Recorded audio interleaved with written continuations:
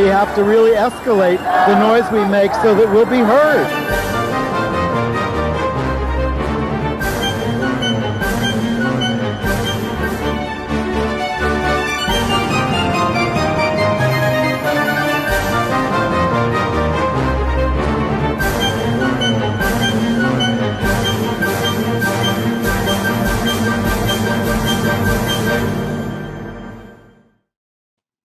Welcome to Gay USA. I'm Andy Hum. I am Ann Northrup. President Biden spoke at the United Nations this week, and I was waiting for it, but he did speak out in front of all those people for LGBTQI rights. Are we bored with that yet? Not after 4 years of Trump. Okay. And good news coming out of the administration. Those who were kicked out of the military service for being LGBT over the years can now apply for veterans benefits. Well, we're going to start the show with our guest, our sometime co-host, Rob Shuter. You know him from naughtygossip.com, here to talk about his just published book, his first book, The 4-Word Answer. Who are you in 4 words? We'll talk about that with him and get his take on the latest entertainment news. Including the Emmy Awards, where RuPaul set a record for Black artists in winning awards. We told you about Everybody's Talking About Jamie last week. I finally saw it. It's a musical about a teen boy who dreams of drag fame, and it's now on Amazon. And I'm experiencing a sad withdrawal after binging Call My Agent and finding my new love interest. I'll tell you about that. History was made at Dancing with the Stars. We will also tell you about the first U.S. governor in history to marry a same-sex partner. There were arrests in the murder of out lesbian journalist Lyra McKee in Northern Ireland. Did I say her name right? I don't know if it's Lyra or Lyra. Maybe Rob will know. I don't want to put that pressure on him. And we'll show you or tell you about a couple of pride marches in Eastern Europe. But we welcome our guest. Come on, join us. Rob Shuter, called America's #1 gossip columnist by no less than the National Enquirer. Mayor of naughtygossip.com, has a new show on iHeartMedia, Naughty But Nice. But now his new book, The 4-Word Answer. I read it. I read the whole thing. I did too. Who are you? Wait, let's give him the title. The 4-Word Answer. Who are you in 4 words? Now you can tune in MSNBC and watch, Bob Woodward, but he's boring. We have the much more relevant and important and amusing Rob Shuter here. I sabotaged my launch week. No, there's enough room for all of us. There's enough room for all the new books. And before we say a word, you also represented a lot of the great stars, such as, and we have a picture, Jennifer Lopez, P. Diddy, Alicia Keys, and Jessica Simpson. You were not just their publicist, you were their confidant. And after reading this book, I have to say, Rob, are you transitioning to become a therapist? Being a publicist is a really tricky job because you're the one that's on the phone with them. There's nothing more intimate than celebrities and their press. They love it. They sometimes hate it. And so you're that person that has to telephone them and tell them Vogue doesn't want them for the cover, or even worse, I was the guy that had to call Jennifer Lopez and read her the reviews for Gigli. Well, it's, we have you on here and mostly we're talking to you about gossip items in the news or whatever, or entertainment happenings. But you really do have this history of working with these people and studying them as successful people, which I think is a lot of, and studying yourself is a lot of where this book comes out of. So tell us about the genesis of this and what it is you have in mind with this book. So I have this daily podcast on iHeartRadio. I do 20 minutes every morning, and I do celebrity gossip, and I'm often talking about Meghan Markle or Kim Kardashian's bottom. I'm good at it. And then at the end of the show, I wanted to end the show with something maybe a little bit more inspirational, dare I say, a little deeper. And I was sort of struggling for it. And I was watching, of all things, an episode of Jerry Springer. And at the end of 55 minutes of people being terrible human beings, Jerry had the chutzpah to look in the camera and tell us all to be nice. At the end of my show, I end with sort of a nice, kind statement, something a celebrity has said to me over the years. A publisher called me up and said, I don't really care about your gossip show at all, but I love the ending. Would you ever be interested in writing a self-help book? And I thought about it for a while, and during the pandemic, I wrote a couple of stories down, a few tales of working with celebrities, but I knew that I had cracked it, so to speak, when I realized that every successful person I worked with could name themselves in just 4 words. They knew who they were in just 4 words. And early on in my career, every person that wanted me to represent them, I'd ask them, who are you? Like, who are you? And you know what? The really successful ones knew. And so I decided, what would that be like if we applied it to our own life? Who are you in 4 words? I didn't know the answer. And so over the year, I dug deep, and now I know who I am. And you quote celebrities, everybody from Aristotle to Ashton Kutcher. I mean, it is and a lot of it is great advice. It is. It's really good advice, and it's stuff that we should all know about. Like, I was never taught this stuff. I was taught growing up actually the opposite. I was a terrible student, and I grew up believing that being smart's one of my words, and I actually learned it from all people. You can giggle, I did too. I learned it from Jessica Simpson. Jessica Simpson is the smartest person I've ever met, and she has $1 billion to prove it. Jessica taught me that being smart is the willingness to try. That's all it is. It's not education. It's not how much you know. It's the willingness to try. And I remember once Jessica saying to me, the road to success is paved with failure. I was scared of failing, so often I didn't try. It took me at least 4 or 5 attempts to finish this book, because every time I got close to finishing it, I got scared. I was frightened of what people would say about me. And I think a lot of people can relate to that. I used to think I was lazy. I was never lazy. I was frightened. And when you're frightened, you just don't do anything. So there's lots of advice in the book about how you can turn down those negative voices scaring you and actually just try. Just try. That's what success is, just trying. And there are also a lot of testimonials from people, regular people who've written to you about applying these principles to their own lives and how successfully that has worked for them. Yeah, for the last year on my podcast, I've been talking about this, and I think people have had a really rough year. I know they have. And so I've been talking about this, and people have been emailing me, texting me, reaching out on social media. And it's really thrilling to think some piece of advice that I've got to admit, when I worry about my credentials here, Jennifer Lopez paid me thousands of dollars each month to create her image and to work on her persona and who she was. And so I can do this. And so many of my readers over the last year would tweet me, would text me, would send me direct messages saying how the 4-word answer had helped them. And, I start every morning now just saying my 4 words in the mirror, and I get it. I know it sounds very new agey, but I'm a nice guy, and things come along and I forget that I'm a nice guy. And those are the moments that you have to remind yourself who you are. So every morning now, when I clean my teeth, I say my 4 words. I say them at night before I go to bed, and I say them many times throughout the day when I'm not being the person I want to be. And you said you got started with this when you saw the movie The Help, I guess it was, and where Viola Davis, playing the maid in the South, says to the little girl, "You is kind, you is smart, you is important."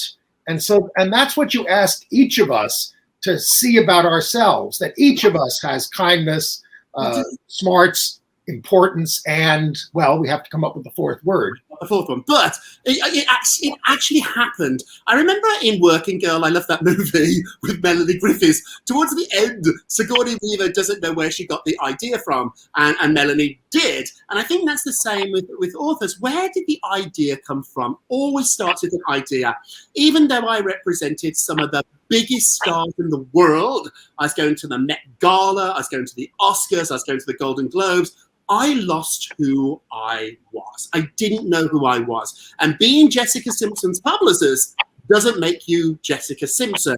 So I lost who I was, and I was drinking way too much. I was really unhappy. I remember one morning waking up late, going through my emails, looking at myself in the bathroom mirror and seeing this bloated person that I didn't want to be, a miserable person. And in the background, the TV was on. I probably hadn't turned it off from the night before, and The Help was playing on the TV. And as I sat looking at myself in the mirror, not recognizing myself, I heard those 3 words. And I started to think about them. And I started to think about the words that all my clients would use to describe themselves. And there was a correlation. There was these buckets. And one of the buckets was smart. One of the buckets was important. And one of them, maybe the most important one of all, is that you are kind. But you're subtle about that. And what I appreciated about this book is, you describe it as, yes, it sounds new agey, or these are principles we've heard before. But in fact, when you say you are kind, or, advise people to be kind, you're talking about people being kind to themselves. Yeah. And that is a subtle take on this that I thought was very impactful. And it's like a revelation to me. You never think about celebrities as kind, and what they are, and I've seen it firsthand, is they are kind enough to themselves to accept who they are, the really huge stars. And often celebrities, mess up, and we see the Britney Spears and the Paris Hiltons of this world. I would argue they don't know themselves. The Jennifer Lopez does. I found out from Jennifer, the centerpiece, the cornerstone of kindness is acceptance. And Jennifer accepts herself. She knows she's not the best singer in the world. She knows that she's not the best dancer in the world. But she leans into who she is. She accepts it. And once you do that, you're never jealous ever again. I never, ever heard Jennifer ever trash Mariah Carey or somebody else, because she was always kind to herself. She never trashes herself either. I would say things to myself that I would never say to a friend, really cruel things. Jennifer Lopez doesn't do that. And I've taught myself to stop calling myself names. I don't do it anymore. And you finish off by saying, so treat yourself like the star that you were meant to be. But you go through a lot of your own history. You tell a lot of tales about your life and your struggles. It was really tough growing up in a real industrial town in Britain, a down on its luck town, just outside of Birmingham. I tell Americans that Birmingham is like Chicago because it's the second city. It's more like Detroit. It's a real industrial town that's down on its luck. And on top of that, I was gay in a town that really was not very gay friendly. And when I was born, my right arm was so damaged it was almost amputated. So a lot of my childhood I spent in the hospital rather than the school. They didn't figure out I couldn't read until I was about 5 or 6 years old. So all these struggles were baggage I was carrying around that I didn't even realize I had until sitting down and writing this book. It was hard. As good as I am as a gossip columnist and telling other people's stories, I'm quite private about my own life. But once you start to dig deep and figure out, some of the damage, some of the stuff back there that still hurts, you can move forward. And there's a ton of stuff in here for LGBTQ people, because we all have special struggles. I hardly know anybody who doesn't, but you overcame them. And well, you talk about rejection as a gift. Yeah. I used to be jealous for years of Andy Cohen on Bravo. I was so jealous of him, and I couldn't figure out why. And then I figured out I want what he has. Jealousy is just a compass. Jealousy is just a lighthouse showing you what you want. It has nothing to do with the other person. It actually has to do with you. Whenever I'd meet a new celebrity to be a client of mine, one of the questions I would ask them, it was sort of like an interview process, I'd ask them, who are you jealous of? And I know Bon Jovi is jealous of Bruce Springsteen, and Jessica Simpson was jealous of Britney Spears. So if you in your life, when I play this game a little bit with my friends, if you tell me who you're jealous of, I actually know a great deal about you. So I wanted to be Andy Cohen until I met Andy. And I don't want his life, and I don't want to work the hours he works. And so instead of that, I figured out to be my own version of Andy Cohen, or even more important, my own version of me. And I have my own show. It might not be as big as Andy's. I now have my own book like he does. And you know what? If I want to go and get drinks with a housewife, I could do that too. So figure out who you're jealous of in life, and it will tell you more about yourself than anybody else. Well, And knowing yourself is really the bottom line here. It really is. Get to know yourself. It's the hardest question you will ever ask. I was talking to my mom. My mom's in her 80s, and she's terribly proud about my book. And I remember asking her, "Who are you, Mom? In 4 words, who are you?" She couldn't answer. 85, and it made me sad. The following week, we speak every Sunday. She called me, and she had 4 words. She's kind. She's funny. She's loyal. She's my mom. And it just like she said, she'd never thought about it like that. Entire marketing departments, entire PR departments, entire branding departments pay a fortune for this. Well, part of my celebrity client roster was Estee Lauder, the makeup giant. I would go to these brand meetings where we would sit around tables for days, coming up with the essence of lipstick. Who are you? Who is this product? We should start trying to do that for ourselves. And I think I help you do it in the forward answer. And you say surround yourself with people who are kind to themselves and to you. Yeah. Does that mean shedding some friends? Yeah, it's really hard. As Beyonce said, you got to find the good in goodbye.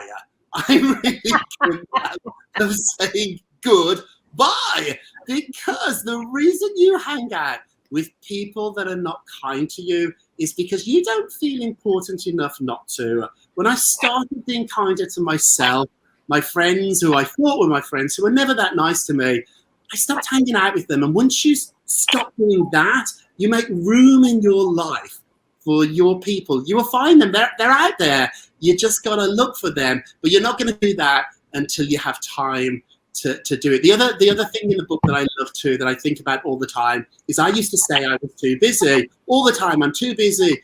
I'm never too busy. You're not too busy. You're just making an excuse. You're not too busy to do something you really want to do. So the next time you say you're too busy, tell the truth. And the truth is, it's not a priority. Well, the book is the 4-word answer. Who are you in 4 words? And we highly recommend it. Yeah, I got a lot out of the book, and I'm sure others will.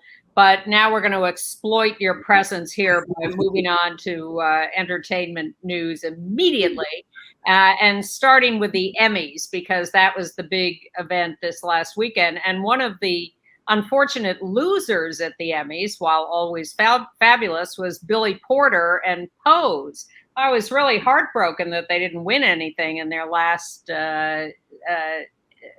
season. Yeah, I thought they would. I thought they would walk away with something, maybe more than something. It's certainly a groundbreaking show. It's a show that's beloved. Goodness knows Billy has worked harder than anybody to promote that show. And so I did think they would walk away too. I'm not sure if part of the votes cancelled each other out, although there were some really, really strong categories there. But you know what? When Billy Porter walks a red carpet and he's Billy Porter, he's a winner, or winners. I had reporters on the carpet. It was a much smaller carpet because of the COVID rules. But Billy now has become probably the most influential person in fashion. They were all waiting for Billy to turn up. And another, I love this little secret, is that celebrities borrow all those clothes. And so normally the big design houses has a top 10 list of who they want to put their clothes on. And it's normally a movie star, a Julia Roberts type. Billy's at the top of that list. Billy now outranks pretty much everybody else, and so should he. Well, RuPaul, on the other hand, became the most decorated Black artist in the Emmy Awards history, picking up his 11th Emmy, this time for Outstanding Competition Program. Accepting, he said, really thanks to all of our lovely children from around the world. They are so gracious to tell their stories of courage and how to navigate the difficult life. And it was the 4th straight win for Best Competition. This is the show. I mean, some people think The Voice might be able to topple them with all that star power. The reason RuPaul's show does incredibly well, and Ru has said this, is that they don't need to manufacture the drama. That when they tell all the contestants' stories, it's all there. The lives people on that show have had to get to where they are extraordinary lives with a lot of courage, still unfortunately needed to be who they are. And so I think in many ways, this show, as the New York Times called it, is revolutionary. We just watch it sometimes as a drag show and a lot of entertainment, but there is a message of this show that Ru has tapped into, that the Amazing Race or Top Chef, as good as they are, just can't compete with. It is those life stories that are subtly woven into the show that are the most compelling part. And that's why I've stayed with it for the most part over the years. Now, Michaela Cole won for writing for I May Destroy You, and RuPaul won. But this was such a white Emmys, really shockingly so. Yeah, lots and lots of people of color nominated. But the winners, it was still very much dominated by white winners, and that must have given the Emmys some pause the day afterwards. They don't know the results. So certain award shows, you do know the results beforehand. This is not one of those shows. So I think this is something that probably surprised the producers as much as it surprised us. It's still a majority white voting bloc. People that vote in the Emmys, they're changing. They're trying to change the membership, but they've got a long way to go. Well, a lot of it has to do with the Union Jack. A lot of it has to do with the Union Jack in the background there in your home, The Crown. And Gillian Anderson was one of the only out LGBTQ people to win besides RuPaul. She won she's the bisexual. She won for Best Supporting for a drama series in The Crown for her turn as Margaret Thatcher.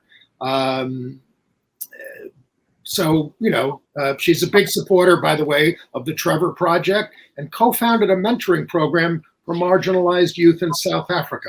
She won an Emmy last in 1997. And Ewan McGregor won for a gay role, Halston. I thought it was an atrocious. No, that was really shocking. Horrible production. I couldn't believe he won for that. Next time my husband Bruce is on your show, my husband Bruce is a songwriter, and he has a great story one night. He writes with Barry Manilow, and Barry and Bruce were at Dreamgirls on Broadway, and Liza was there, and Rod Stewart was there. And after the show, Liza and Halston took Bruce and Barry and Rod Stewart back to her apartment, and I'll let him tell you the rest of the story. Oh, what a tease. Bruce, your book for next week. The one award that I really, in spite of the so white and so whatever, I was very happy to see Jean Smart win for Hacks. And I recommend that show to anyone who's looking for a new, online show to binge. I guess that was on HBO Max? Yeah, it's an extraordinary show. And the people from Ted Lasso, who I spoke to before the awards, they were nervous. Like, we all thought, I get it, Ted Lasso was the favorite, but Hacks gave them a run for their money. And it did. I was disappointed it didn't win the best series overall, but because I really liked it, and I haven't seen Ted Lasso because I don't have Apple Plus, but I was happy for Jean Smart. Okay. All right, let's go back. Dan Levy at the Met Gala. We've showed his very strange costume, but we've had a number of viewers fill us in on the details of his reference points here. A couple of David Vonarovich works, and he dressed up calling himself a superhero for LGBT. That image on his chest is of two men kissing with a world map superimposed over them, and that is directly from a Vonarovich work. He said he wanted to celebrate the resilience and the love and the joy of our community, and that is certainly to be commended. I would say David was an odd choice because he was full of righteous anger and contempt for our anti-gay culture. Here's a picture of David done by another artist. David that's called Silence Equals Death. by the artist Andres Sturzing. But you've been to the Met Gala, as you say. Tell us about that. I was J-Lo's date one year, of all things. And it's a... Now I'm jealous. You would have been a much better date, Anne, than I. It was an awfully long, tedious event. So once you see the red carpet arrivals, which really is the most fun, then you get inside. There's a big cocktail party right in the foyer of the Met. And then you normally go downstairs to where the costume exhibit is, and you walk through that, and then there's a dinner where nobody eats, and I know, and then it sort of pitters out. Like after the arrivals, a lot of people leave through the back door, and so the best part we actually get to see. It's also too, it's quite awkward for these celebrities who are terribly uncomfortable. Nobody actually wears anything that comfortable, and it's a strange night. I do love too. Some celebrities, Gwyneth Paltrow has trashed it, saying it was the most miserable night ever. Tina Fey has said she had an awful time there. Amy Schumer said it was just an awful night. It can feel a little Mean Girls at a fancy event, but it's fun to watch. I'm glad I went once. I think the best thing to come out of the Met Gala is the movie Ocean's 8 with the women doing the jewel heist at one of those.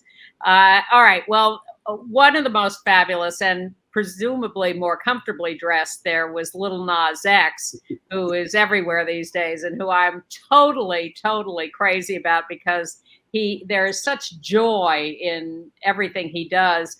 But the news this week is that the Teletubbies reached out to Little Nas X.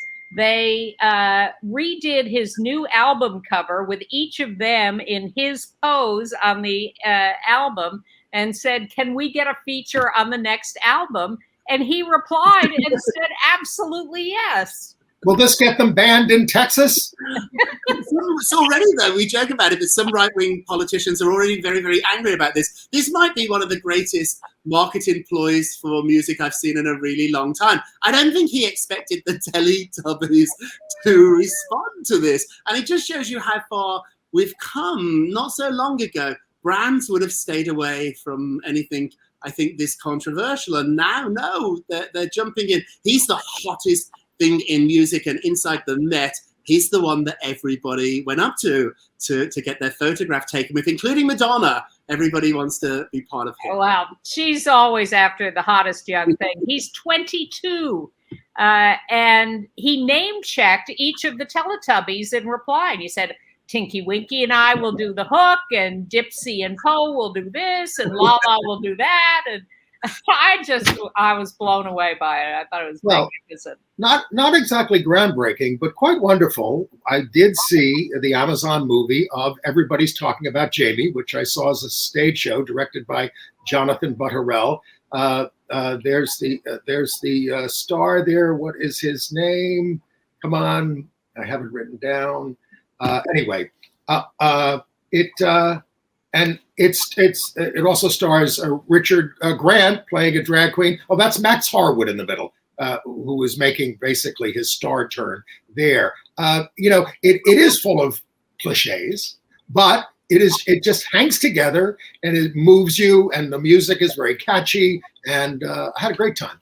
I was lucky enough to see it on stage in London, and I agree with you. Do you know what it reminded me of, Andy? A show that we both loved here. The show didn't get the best reviews, and it was a little cliched, but we both loved this musical called The Prom that was on Broadway a couple of years ago. Which was turned into a terrible movie. It did turn into a great show.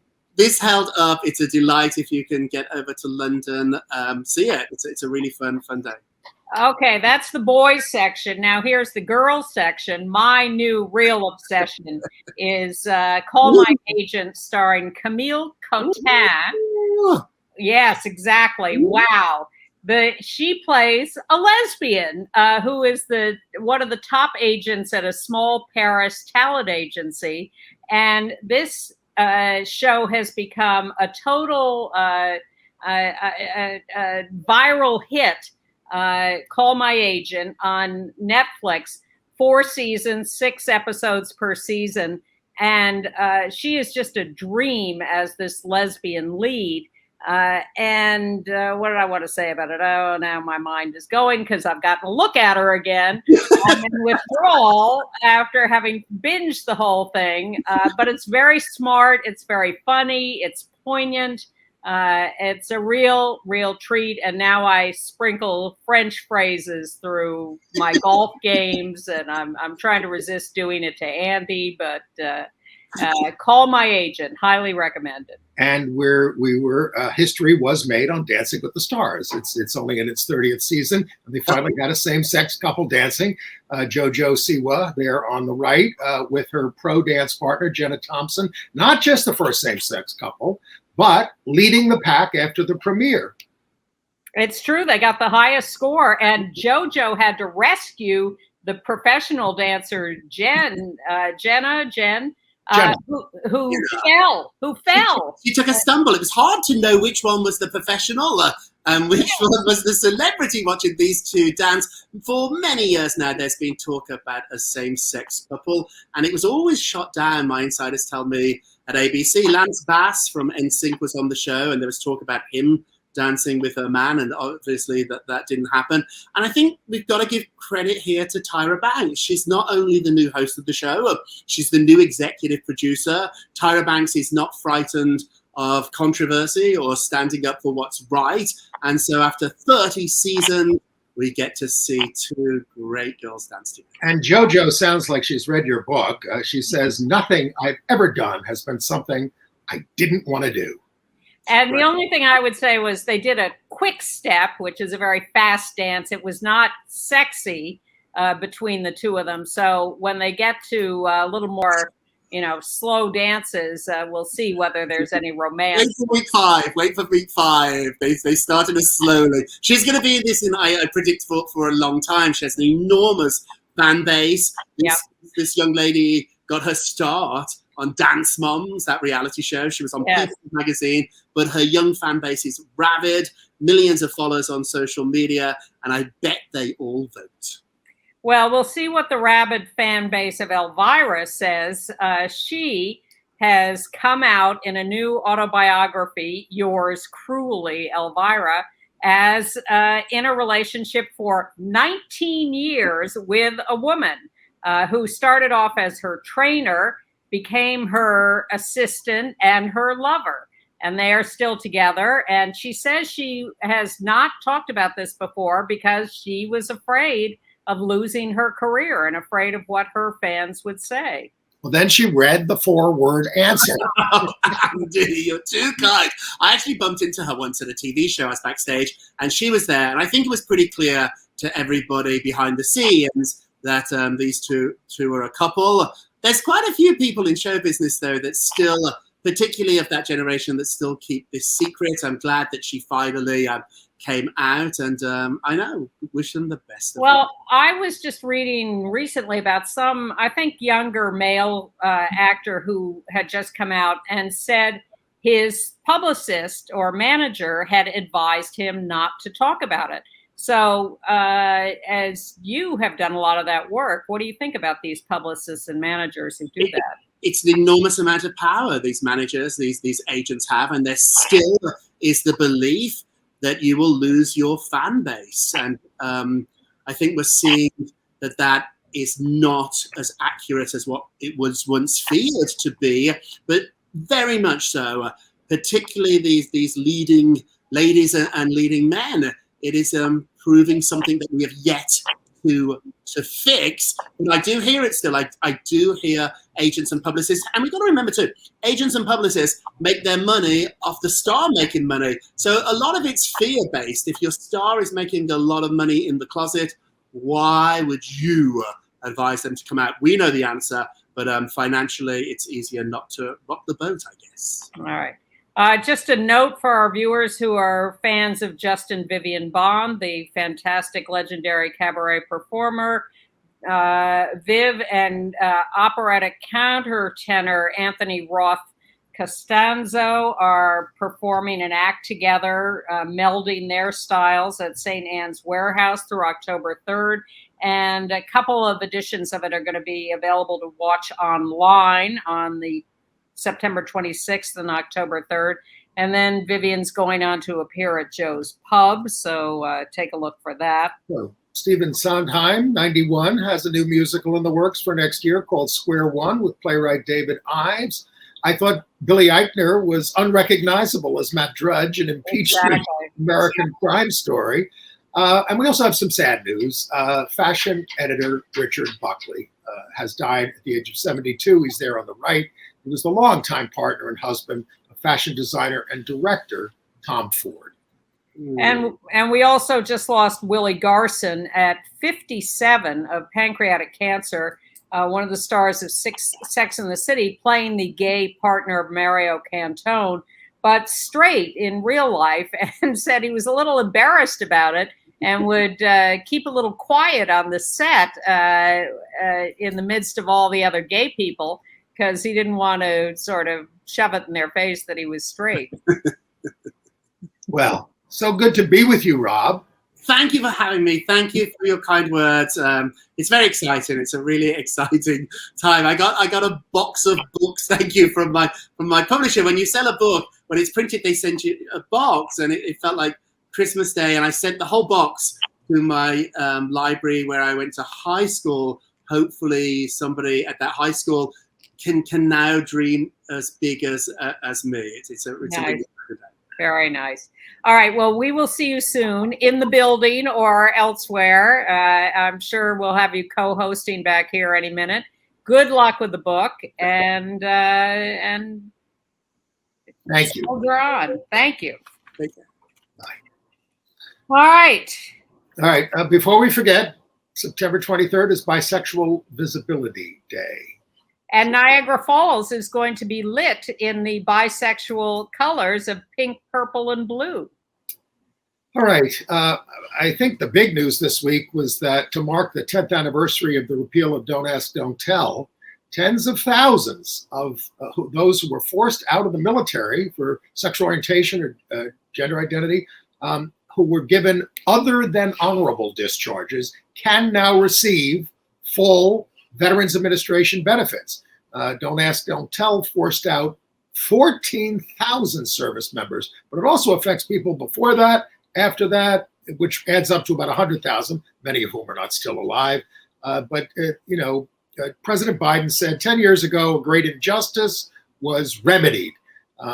He said he supported open service as a senator and as vice president. And while the Veterans Administration is reviewing those cases, the Department of Justice is going to review the treatment of trans prisoners within the Bureau of Prisons and the sexual abuse of LGBT prisoners in Georgia prisons. So the administration is stepping up step by step to try to improve people's lives. And President Biden made his debut at the United Nations, where the world leaders give speeches. He spoke out for human rights, including us. So let's run that clip. We almost call out and condemn the targeting and oppression of racial, ethnic, and religious minorities when it occurs whether it occurs in Xinjiang or northern Ethiopia or anywhere in the world. We all must defend the rights of LGBTQI individuals so they can live and love openly without fear, whether it's Chechnya or Cameroon or anywhere.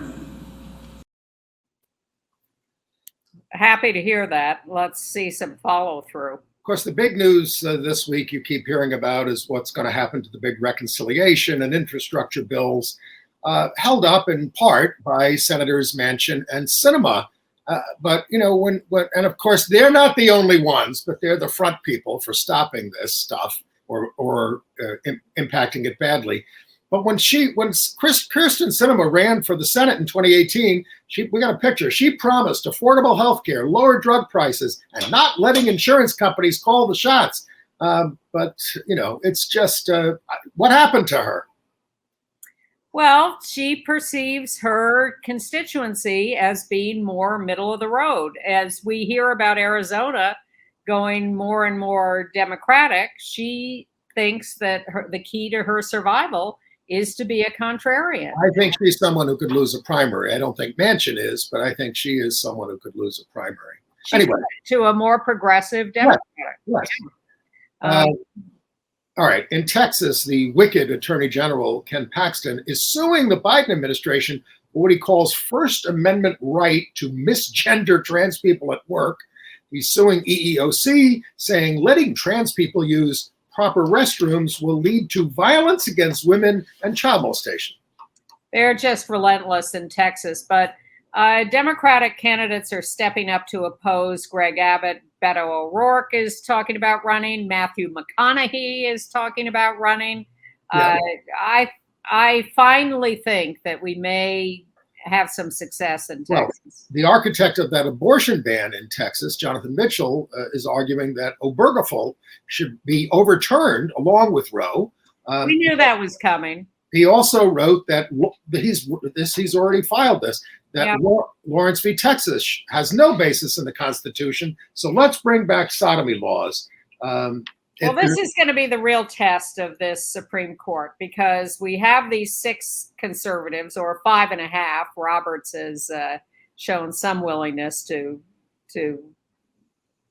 not vote with them. And Gorsuch. But if they, they have the votes, and if they want to take us back to the dark ages, they are perfectly capable of doing so. And then it would fall on the shoulders of Congress to actually pass laws that support our rights. And Congress can change the Judiciary Act to expand the court and balance it, which they have the total right to do.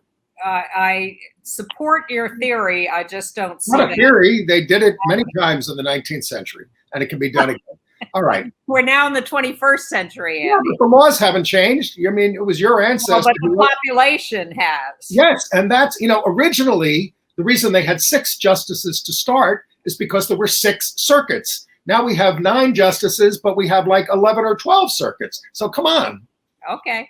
I'm not arguing with you. I'm an originalist. And Anyway. Unlike what Rob advises, I am a cynic. Or a realist. We'll see. Well, by the way, we've gotten some exit polls from the California governor recall. 7% of voters identified as LGBTQ. 83% of them voted not to recall Newsom, but 17% of them voted to recall him. Well, that's a state where 9% of LGBTs voted for Trump, so that's probably really on the low end. All right, some joy in Colorado. Governor Jared Polis married his longtime partner, Marlon Reese, in a small private ceremony at the University of Colorado, in a traditional Jewish ceremony. Their daughter served as a flower girl. They're both now in their 40s. They married on the 18th anniversary of their first date. They bonded over science fiction and fantasy. Their son, their 9-year-old son, was also in attendance. And they survived COVID, by the way, in the past year. Yes. But their son said, why do people get married? Excellent question. And ex-representative Denny Hastert is now out of jail. He molested boys when he was a wrestling coach, and then paid hush money to shut down someone who knew about it. Well, the guy who knew about it says that Denny still owes him $2 million of the hush money. Well, the court said that's a contract. That is not extortion. That's the thing that struck me about this story. It's crazy.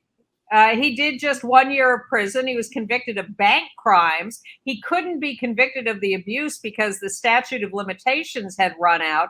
And that is why the victim who sued for the hush money can still make that claim. All right, some crime stories. In Hudson County, New Jersey, a teen from Baltimore arrested for attempting to kill a 37-year-old disabled man, James Braddock, because he assumed Braddock was gay. Jose Serrano, the alleged perp, beat, choked, and robbed Braddock on June 21st, causing bone and fractures of the face and knocked out teeth. The state's acting attorney general, Andrew Brock, indicted him on charges of attempted murder and bias, intimidation, and first-degree robbery. He left the guy in a coma.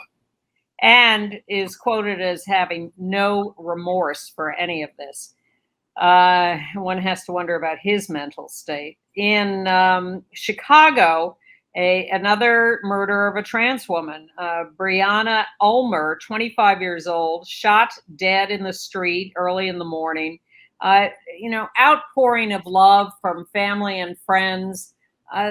These people who are being murdered, these trans women, these Black trans women, are valued in their communities.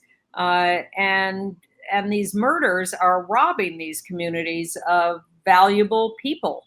And it's just a tragedy one after another. And we keep telling you about the horror story on Rikers Island in New York, our jail. 11 have died in custody this year, including Izzy Johnson, 24, a gay male, a Massachusetts native, who died after jail officials ignored his screams for medical care on September 7th, after spending a month trying to get released on his $1 bail.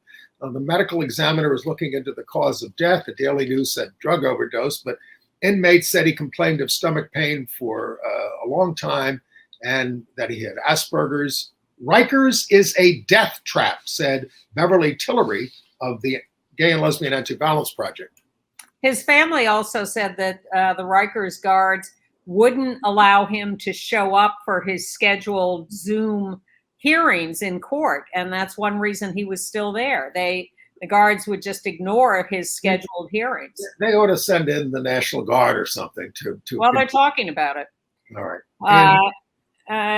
One little piece of better news in an attempt to deal with things like this: the Atlanta, Georgia City Council has voted to mandate LGBTQ cultural humility training for all elected officials and employees of the city of Atlanta. I like that, cultural humility training. They need some training there at Bartram Trail High School in Jacksonville, Florida. Some students held an anti-LGBT rally shouting anti-LGBT slurs. There's only two genders, and they use the F word for us, and waving a handmade Confederate flag. You're gay, you have no rights. I think they watch too much Tucker Carlson. Parents of the targeted students are demanding action. The school district says there will be consequences. It was captured on cell phones. I think it's time for the sports section of Gay USA. First, an update on Carl Nassib of the Las Vegas Raiders, our one out gay player in the NFL.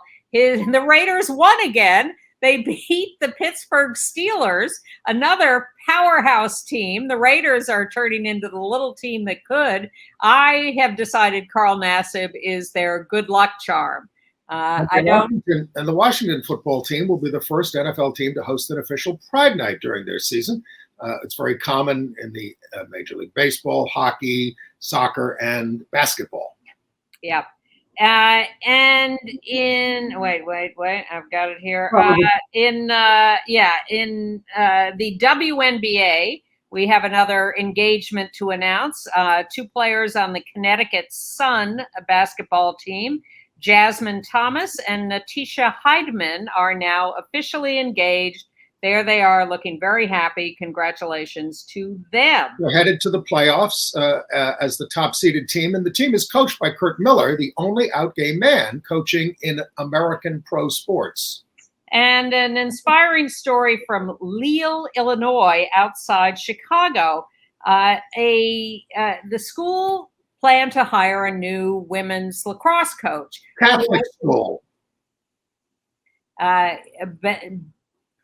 Bennett. Yeah, I knew it and now I've forgotten it. So they plan to hire Amanda Camus, who was an alumna of the school and a championship lacrosse coach. And then as she's filling out the form, she lists as her emergency contact her wife.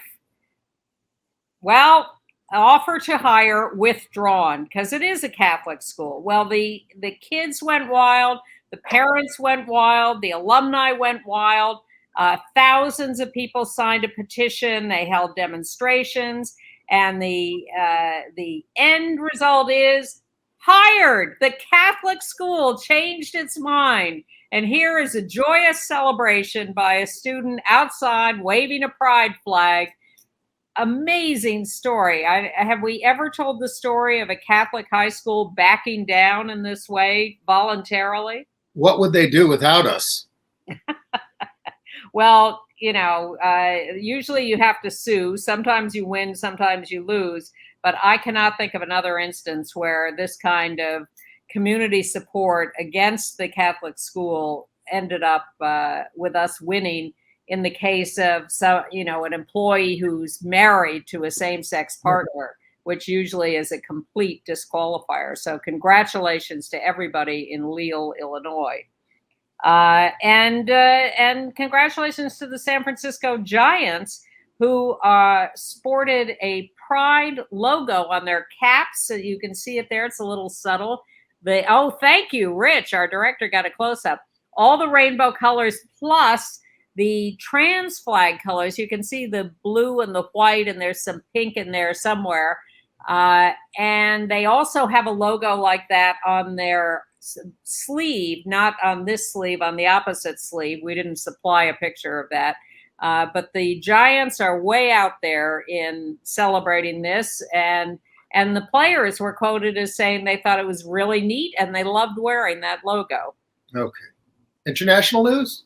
One other note, in Bayshore, New York, there is a new LGBT-friendly senior housing facility, 75 apartments, and a community center.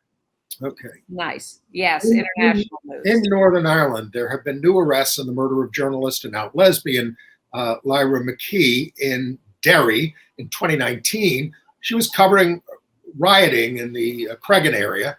She was 29. 4 men have now been arrested and charged under the Terrorism Act. The IRA has apologized for her death, and we've apologized for murdering all those Afghan kids with a drone.